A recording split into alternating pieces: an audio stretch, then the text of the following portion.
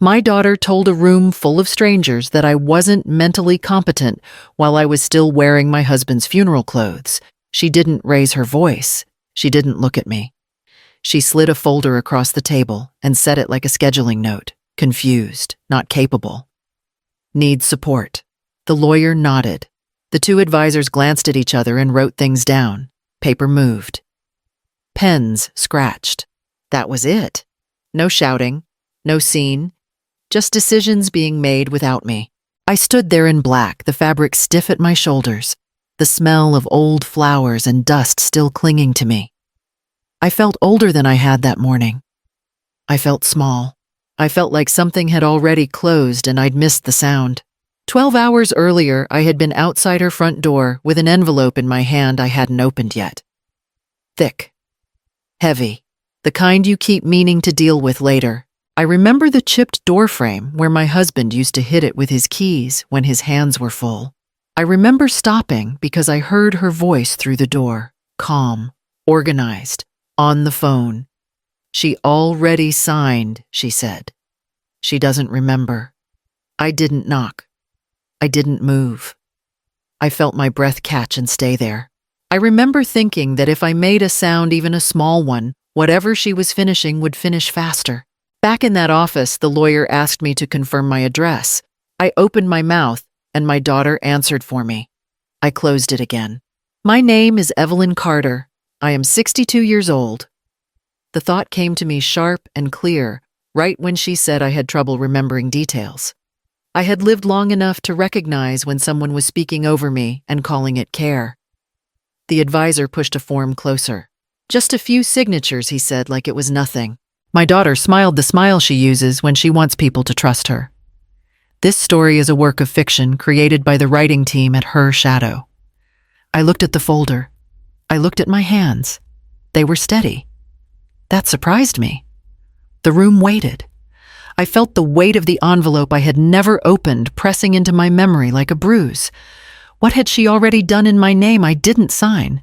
I didn't argue either. I just sat there and understood finally that whatever this was, it had started before I ever stepped inside her house. I locked the bathroom door and turned the fan on even though it barely worked. It rattled like it was tired of trying. That felt right. I sat on the edge of the tub and finally opened the envelope. There wasn't cash. There wasn't a check. There wasn't anything dramatic. Just documents. Neat. Careful. The kind of paperwork my husband always handled because he didn't trust anyone else to read the fine print the way he did. 2 working farms in Texas. Not land for show. Actual operations. A house in Los Angeles owned clean, no debt attached. Everything placed inside a trust. My name listed where it mattered. My daughter's name nowhere near the controls. I felt my throat tighten, not from relief, but from confusion. He had told me we were comfortable. He had never said this. Not once. There was a folded sheet at the bottom. His handwriting. Slightly crooked at the end of each line, like his hand had been tired. If she ever tries to control you, call this number. Don't warn her. Don't argue. Just call. I read it twice. Then a third time slower. He hadn't hidden the money from me. He had hidden the risk. And sitting there with the fan clicking and the light buzzing overhead, I felt stupid in a very specific way. Not naive, not blind. Just trusting longer than I should have. A knock hit the door. Soft, polite. "Mom," my daughter said. "You okay in there?" "I'm fine," I said. My voice sounded steady. That surprised me. She didn't answer right away. "Then don't take too long. You shouldn't be alone with all this paperwork." Paperwork. That's what she called it. I stared at the note again and felt something cold settle in my chest. Why would a man go through this much trouble to protect his wife from his own child? "You need help deciding things like this," she added through the door. Not unkind. Certain. I said I'm fine, I repeated. And this time there was something else under it. Not anger. Not fear. Attention. The knocking stopped. I folded the note back into the envelope and tucked it against my side, like I was afraid she could hear it breathing. Then I stood up, unlocked the door, and stepped out holding nothing in my hands at all. My daughter decided she was handling things before I realized there were things to handle. "I'll take care of the calls," she said, already holding my phone. "You don't need that stress right now." I watched her slip it into her pocket. I waited for myself to say something. I didn't.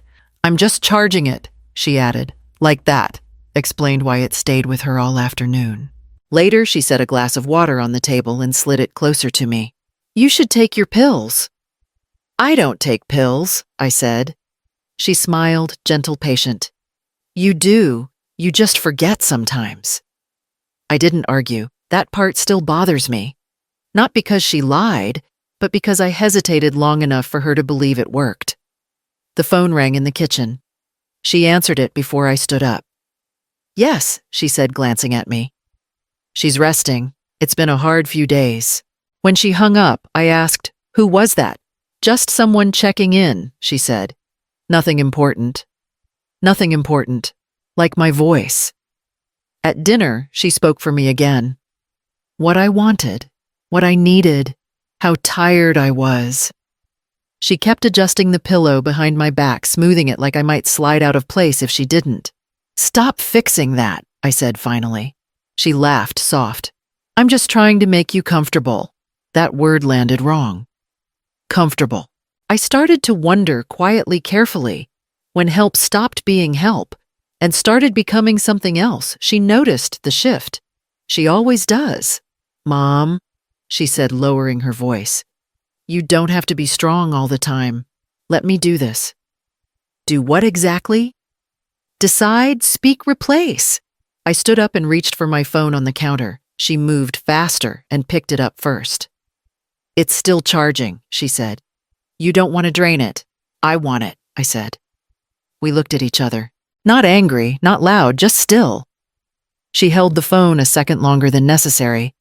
Then she handed it over, her smile tight, careful. "Of course," she said. "I'm just looking out for you." I nodded and took it, feeling the weight of that sentence settle between us. She brought the papers out after lunch, laid them on the table like we were finishing a chore. "I need you to look at these," she said. "Calm, careful, just to make sure everything lines up." I sat down. She didn't. The first page had my name on it. Full name, correct spelling. The signature at the bottom was mine. I knew it the way you know your own face in a bad mirror. Same slant. Same hesitation before the last letter. My mouth went dry. "That's mine," I said. She nodded right away. "Of course it is." I flipped to the next page. Same signature, different document. I checked the date. It matched the night she'd brought me tea and told me I looked exhausted. The night she said, "Just take this. It'll help you sleep." I remembered the taste. Bitter, chalky. I remembered waking up heavy, slow, like my limbs didn't belong to me yet. "You signed these after dinner," she said gently. "You don't remember." She didn't say it like an accusation. That was the trick. She said it like concern. "I don't," I said. "That's okay," she replied. "That's why I'm helping." She slid a pen toward me. Already uncapped. "Ready. We just need to keep things consistent," she added. "For your protection." I stared at the pen, then at the signatures, then at her face, watching me watch myself fall apart. If I couldn't trust my memory, what could I trust? "You should sit down," she said. "You look overwhelmed." "I am sitting," I said. She paused. Just a beat, then smiled again. "See, that's what I mean." I pushed the papers back toward her. "I need time." Her jaw tightened, then loosened. "Time isn't really our friend right now." I stood up slowly. My legs felt steady. That mattered. "I'm not signing anything else today," I said. She gathered the papers, need again controlled. "We'll talk later," she said, already stacking them. I watched her carry them away and realized something had shifted. She wasn't asking anymore, and I wasn't pretending not to notice. She brought the document in like it was nothing. set it beside my coffee. Didn't even sit down. "This one's routine," she said. "Just ties up loose ends." I looked at the first page, then the second. I felt that familiar pressure in my chest, the one that shows up when someone is rushing you and calling it efficiency. "Take your time," she added, which meant the opposite. I picked up the pen. It felt heavier than it should have. My coffee sat there untouched, steam gone, surface dull. I didn't notice. I was staring at the date. It was wrong. Not off by much. One day earlier than it should have been. Why is this dated the day before I asked? She didn't answer right away. That pause told me more than the words would have. "It's standard," she said finally. "They backdate these sometimes." "Who's they?" I asked. She smiled. "You don't need to worry about that." I flipped to the last page. The line for my signature waited like it always does. Blank. Patient. I imagined myself signing it. How easy it would be. How relieved she would look. How close can you get to losing everything without knowing it? The question came to me uninvited, sharp, and loud in my head. I set the pen down. "I'm not signing this," I said. Her smile didn't drop. It thinned. "You already agreed." "No," I said. "I didn't." She leaned closer, lowered her voice. "Mom, if you keep doing this, it's going to make things harder for who I asked." She straightened. "For everyone." I slid the paper back across the table. "Not today. Not." She gathered it up, neat, controlled. "We'll come back to it," she said. "When you're thinking more clearly." I stood and took my cold coffee to the sink, dumped it without tasting it. My hands were steady. That surprised me. As I turned back, she was already on her phone, voice low, walking away. I didn't hear the words, but I didn't need to. Whatever almost happened had been postponed, not canceled. What if the timing wasn't about grief at all? I learned it by accident. She was on the phone in the kitchen, voice low, back turned. I wasn't trying to listen. I was standing there holding my mug when she said, "Yes, the window closes after 30 days. That's why it had to be fast." She hung up and turned. "You shouldn't sneak up on people like that," she said. "I wasn't," I said. "What window?" She hesitated. "Just long enough. It's procedural," she replied. "You don't need to worry about it. Then explain it," I said. She crossed her arms. The funeral needed to happen quickly. Certain filings depend on residency and care. That's normal. "Care," I said. "You mean living here?" She nodded once. "You needed support." I looked at the fridge behind her. My husband's name was still circled on the calendar in red, the date boxed in thick. The circle hadn't moved. Everything else had. So the rush, I said. The service. The paperwork. Me staying here. She stepped closer. "Mom, don't turn this into something ugly." "I didn't," I said. "You did." Her mouth tightened. "You're reading into things." "Am I asked." She reached for the calendar and tore the page off, folded it once, then again. "You're tired, that's all." "Caregiver," I said. "That's what you called yourself, isn't it?" She didn't deny it. Someone had to. "And the timing," I said. "That mattered." "It always matters," she snapped. Then she caught herself. Smoothed it over. "I'm trying to protect you." I set my mug down. It shook when it hit the counter. Not much. "Enough." "That's when sadness turned into fear," I said quietly. She stared at me like she was measuring something. Then she picked up her phone again. "We'll talk later," she said, already dialing. I watched her walk away and understood that the funeral hadn't been an ending. It had been the start of something she didn't intend to stop. She called it a family meeting. She said it the way people say, doctor's appointment, like it was already decided. "We'll sit down together," she said. "Clear a few things up." When I walked into the room, there was a lawyer and a financial advisor waiting. No cousins, no neighbors, no one who knew me before this week. The lawyer stood first. The advisor didn't. "Thank you for coming," the lawyer said, already opening a folder. My daughter stayed standing. close enough to touch my shoulder. She didn't. "This is about planning," she said. "Being realistic." The advisor asked me how I was feeling. I opened my mouth. My daughter answered. "She's overwhelmed," she said, "and forgetful." The lawyer looked at me. "Is that accurate?" I said. "I'm tired." My daughter nodded. "Exactly." The lawyer tapped his folder. Once, twice, like a clock that wanted attention. "She's been having trouble managing details," my daughter continued. "We think it's time to formalize support." "Support," I said. She didn't look at me. For her own good, the advisor asked, "Have you noticed confusion?" I said. "No," my daughter said yes. The room shifted. Not dramatically, just enough. Given the circumstances, the lawyer said, "Careful, we should discuss capacity." My daughter finally turned to me. "Mom, don't make this harder than it has to be." That was the moment I understood what this meeting was. Not help, not concern, documentation. I didn't interrupt. I didn't argue. I let her talk. I watched her build a version of me that fit neatly into their folders. Why wasn't I stopping her? The lawyer slid a document toward the center of the table. The advisor leaned in, interested now. "We're not asking you to decide anything today," the lawyer said. "We just need to establish a framework." My daughter smiled. "See? No pressure." I folded my hands in my lap and stayed quiet. The silence stretched. The lawyer cleared his throat. "Ms. Carter," he said, "do you understand what we're discussing?" I looked at my daughter. She held my gaze steady, confident. "Yes," I said. "I understand." Her smile flickered. Just for a second. The lawyer made a note. The advisor stopped tapping his pen.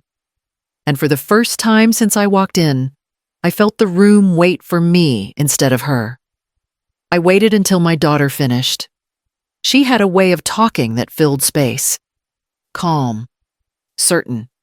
Like decisions were already signed somewhere else. When she finally stopped, she looked at the lawyer, then at me, like she'd handed the room exactly what it needed. "Mom," she said softer now, "this is just paperwork. No one's taking anything from you." I reached into my bag. Her eyes flicked to my hand. Just for a second. The lawyer shifted in his chair. "Ms. Carter, if you have questions, I don't," I said. I took out my phone and set it on the table between us. Face down. The advisor leaned forward, curious. My daughter frowned. "What's that?" she asked. "I need you to listen," I said. She laughed, quick and dismissive. Now isn't the time for. I turned the phone over and pressed play. The speaker crackled on the first word. Then my husband's voice filled the room. Steady, familiar, not loud. "If you're hearing this, it means she crossed the line." My daughter froze. He didn't raise his voice either. He never did. He named things plainly. Control, pressure, misrepresentation. He said my full name. He said her name. He explained the clause in the trust slow enough for anyone to follow. Any attempt to declare Evelyn incompetent triggers immediate removal of access. Permanent. No appeals. The lawyer straightened. The advisor stopped writing. My daughter shook her head. This can't be." "I loved my daughter." My husband's voice continued. "But I trust my wife to protect herself when I'm gone. What do you do when the dead refuse to stay quiet?" I stopped the recording. No one spoke. The silence wasn't empty. It was heavy, final. My daughter looked at the lawyer. "You knew about this." He didn't answer her. He looked at me instead. "Ms. Carter," he said carefully, "did you authorize this recording?" "Yes," I said. My daughter's face changed. The confidence drained out of it, leaving something raw underneath. "This was supposed to help you," she said, her voice thin now. I stood up. It did. I picked up my phone and put it back in my bag. The room stayed quiet as I walked toward the door. No one tried to stop me. She didn't call me that night. The lawyer did. "Miss Carter," he said, voice careful now. "I need to be clear about next steps." I said nothing. I let him talk. Your daughter no longer has access to the trust, he continued. Effective immediately. I closed my eyes. Not from relief, from the weight of it landing. There's no appeal process available to her, he added, given the clause. I said I understand. When I hung up, my phone rang again. This time it was her. You did this, she said the moment I answered. I didn't, I replied. You did, her breath caught. Just once. Then her voice hardened. The bank won't even talk to me. That's not my problem, I said. They said my name is flagged, she snapped, everywhere. I know I said. You let them think I was trying to hurt you. I didn't raise my voice. You told them I wasn't competent. Silence stretched between us, thick and ugly. This isn't fair, she said finally. What happens after the power disappears? I trusted you, she said, quieter now. I leaned against the counter and felt my legs shake. You tried to erase me. She swallowed. I could hear it through the phone. I was trying to protect the family. There is no family in a folder, I said. Another pause. Then, my lawyer won't return my calls. That's because they can't help you, I said. Her voice cracked then. Just once. You didn't have to do this. I closed my eyes again. You didn't have to either. She didn't argue after that. She hung up. I set the phone down and stayed where I was, listening to the quiet settle in. It didn't feel good. It felt final. And somewhere underneath that something else was already moving forward, whether either of us liked it or not. The house in Los Angeles was quiet the first night. Not empty. Quiet. That mattered. I met the property manager the next morning at the kitchen table. He slid a contract toward me and waited. I read it. All of it.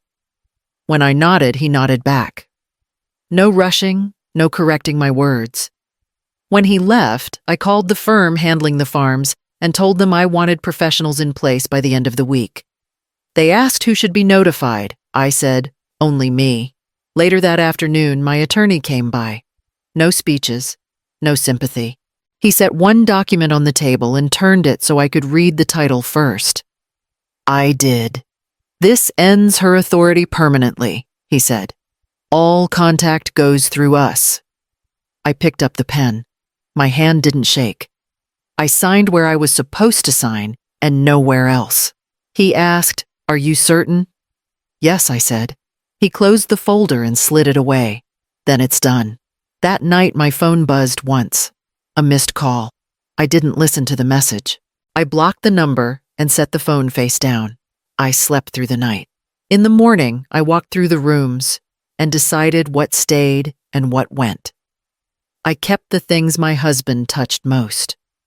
I let the rest go. When the bank called to confirm access, they spoke to me and only me. When the trust office sent confirmation, my name was the only one listed. I didn't feel triumphant. I felt steady. That was new. Life lesson. I learned that trust does not survive pressure when power is involved. I learned that protection sometimes means choosing distance. I learned that my voice matters most when it is the only one in the room. Thanks for staying with my story. If any part of it landed with you, I'd like to hear what you thought in the comments. I'm sharing more stories like this told plainly and honestly, so if you want to keep going with me, you're welcome to follow along. That was the last thing I ever signed for her.